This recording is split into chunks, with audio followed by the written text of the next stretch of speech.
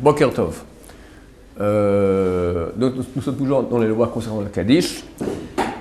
Le Kaddish peut se dire, on peut répondre au Kaddish assis comme debout. Il n'y a pas de nécessité comme à la Kedusha de se mettre debout. Nos frères Ashkenaz, eux, ont oui la coutume de se mettre debout pour répondre au Kaddish. Nous les Sfaradim, non, donc on peut rester assis et répondre. Certains livres, comme le livre Reshit Chochma, qui est un des livres les plus basiques de Moussar, il dit qu'il faut se lever, c'est bien de se lever, c'est pas obligatoire, mais c'est bien de se lever pour le Kaddish en honneur de la Shrina, parce que c'est un grand louange de la Shrina que nous faisons.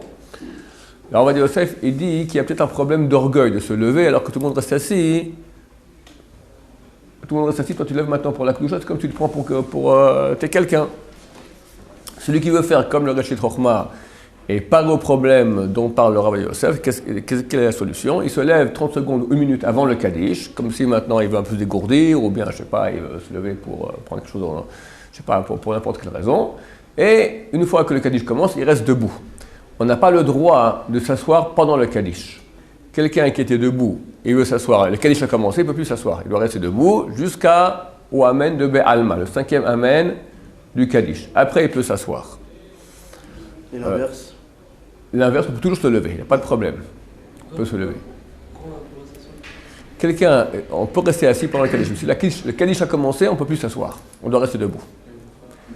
Parce que, vu que c'est un grand louange à la Shrina, et déjà tu es debout, alors déjà on te permet de le dire assis, ça va, mais que tu fasses une descente depuis debout à assis, là ça ne va plus. Que tu es assis, tu es sur place, ça va. Que tu es debout, tu es sur place, ça va. Mais que tu descends de debout à assis, ça c'est interdit. Pourquoi si on te dit l'orgueil, si tout le monde reste assis, toi tu te lèves, c'est comme si tu te prends pour t'es un super grand sadique. Attends, il y a un problème quand on trouve dans un minag, dans un minyan ashkenaz. L'ashkenazim se lève pour le Kaddish. Il y a une loi dans la Torah qui s'appelle Lot Tidgododou. Lot Tidgododou, c'est une des 613 lois de la Torah. Il y a 200 à cette mitzvah. Lot Tidgododou, de ne pas se lacérer lorsqu'on est en deuil. Il y a des coutumes des gens qui sont en deuil, on apprend qu'ils ont quelqu'un de proche qui est décédé, et avec les ongles, ils se lacèrent comme ça sur le visage, sur le corps, c'est interdit de la Torah.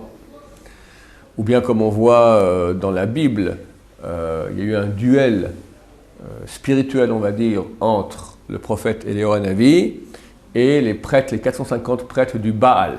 Le peuple d'Israël était très tenté de suivre, d'aller servir le Baal, qui est une avodah zara, qui est une idolâtrie. Alors Éliyahu Hanavi a proposé aux prêtres du Baal, venons, faisons un duel, allons au Mont Carmel, faisons 2 autels là-bas. Et chacun va amener sa bête sur l'autel, et l'autel pour qui le feu va descendre du ciel, ça prouvera que c'est le vrai Dieu.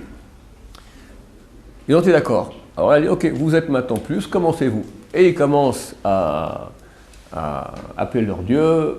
Rien ne se passe. En fait, ils ont fait un petit tunnel souterrain sous leur hôtel, et quelqu'un est venu pour allumer le feu avec son briquet là-bas, et un serpent est venu et l'a tué. Donc il y a eu un miracle déjà inconnu, mais ça c'est Chazal qui nous dévoile cela. Et eux, ils appellent le Baal répond-nous, le Baal répond-nous, rien du tout. Et ils commencent au bout d'un moment à se lacérer. C'était leur façon de faire, se lacérer avec des épées comme ça, et aussi... je crois que les chiites aussi ils font comme ça. Ils ont une fête. Je crois que dans les descendants de Mohammed, il y avait 2 cousins. Puis un cousin, qui est à l'origine des sunnites, il a tué le cousin qui est à l'origine des chiites. Et jusqu'à aujourd'hui, ils se lacèrent en lamentation qu'ils n'ont pas vengé la mort du cousin qui était tué.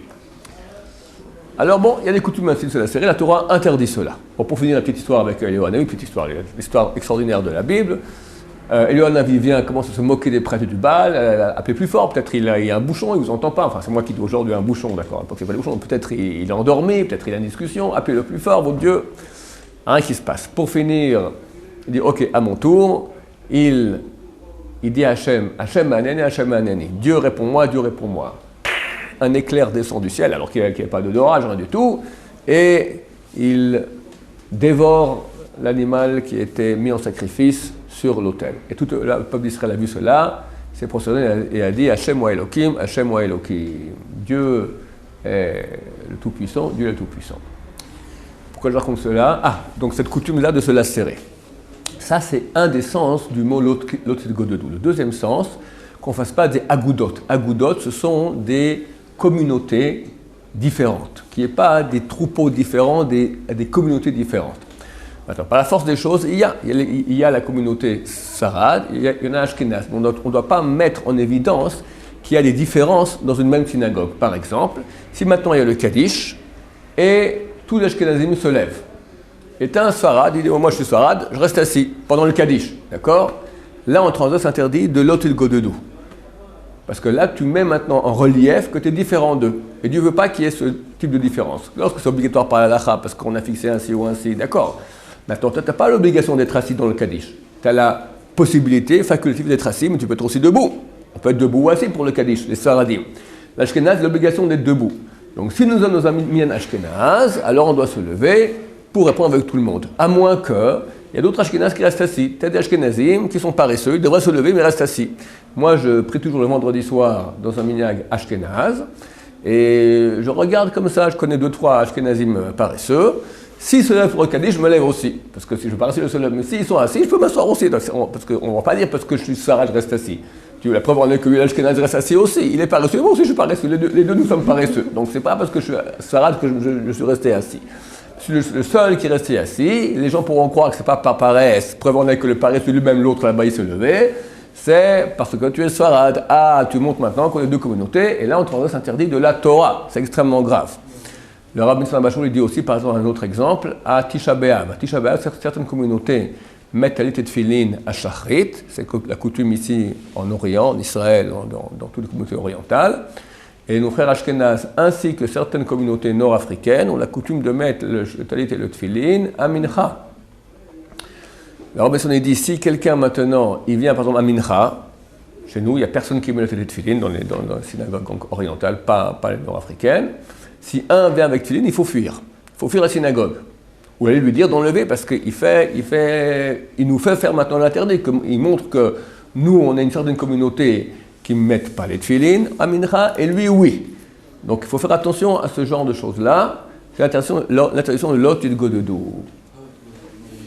Ce que vous avez dit, vous pris dans un minyan Ashkenaz. Mais admettons, on ne sait pas, si celui qui est resté assis, il est Sarad. Non, ça va, je connais bien le type. Si les Saradiens doutent, c'est un problème. Moi, je vais dans un minyan, je ne sais pas si... Si tu ne sais pas, tu te lèves. Mais si tu sais très bien, il s'appelle Goldberger, l'autre s'appelle Notovitch, et le quatrième Shilovitsky, ça va, il n'y a pas de problème. Non, c'est un minyan que je connais bien les gens là-bas, et on sait très bien qui est Sarad et qui est Ashkenaz. Baruch Adonai,